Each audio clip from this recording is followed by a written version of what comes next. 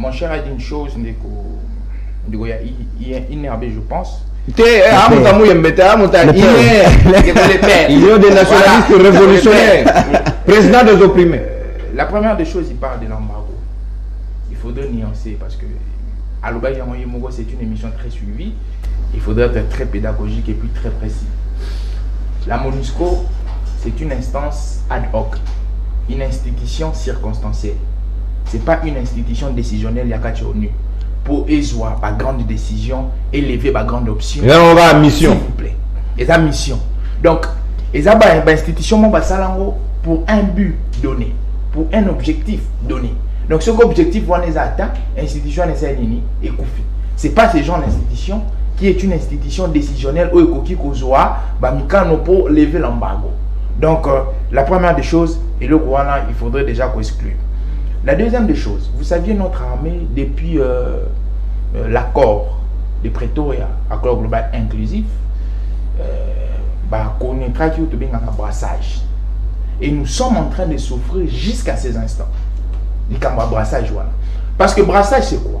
Brassage déjà forme une symbiose entre les rebelles d'hier et l'armée républicaine d'aujourd'hui. Donc, les rebelles d'hier, ce sont ceux que nous appelons les infiltrés. L'armée républicaine d'aujourd'hui, ce sont les vrais militaires congolais. Et le Koala, tout ça a répercussion en gros, parce que vous allez savoir une chose. La position de la RDC, du point de vue géopolitique, c'est une position où ils ont la danger épais.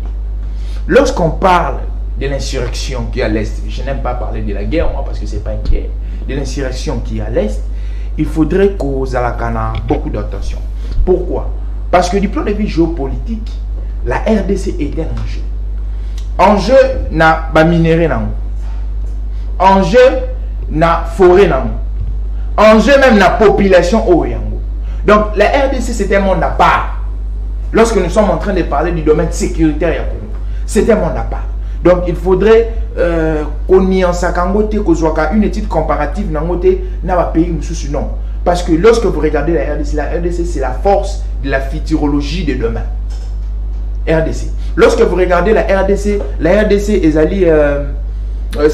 est à force. Il y a ma nation, il y a lobby. Et force, il y a ma nation, il y a lobby. Lorsque vous êtes en train d'étudier ça actuellement, il faudrait étudier ça avec beaucoup de précision. Bandego, il y a M23, lorsque nous partons dans le dialogue, si nous sommes en train de parcourir l'histoire de RDC, les dialogues ne datent pas d'aujourd'hui. Les dialogues avec les rebelles.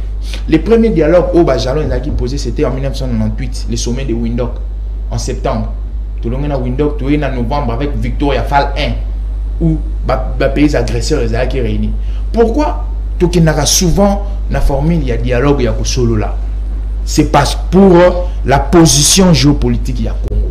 Le Congo a entre guillemets quoi attaquer. À quelle position de force. Mais sur quelle position de force, il faudrait savoir, nous sommes voisins de 9 pays.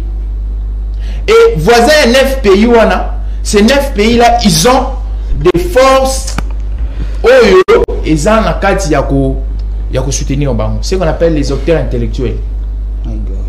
Donc il faudrait... on doit appartenir à la carte de l'organisation de la sous-région. Vous savez, les rapports entre les États, ce ne sont pas les rapports qui sont véridiques. Je vous dis une chose. En géopolitique, quand il y a une négociation bilatérale ou multilatérale, il y a trois choses. C'est là, un peu sur le mot. Il y a trois choses qu'on cherche. Il y a la puissance, il y a la domination, il y a le contrôle. Tout État nuance dans le monde. Quand il est dans la coopération multilatérale ou bilatérale, ce sont ces trois choses-là qu'on cherche.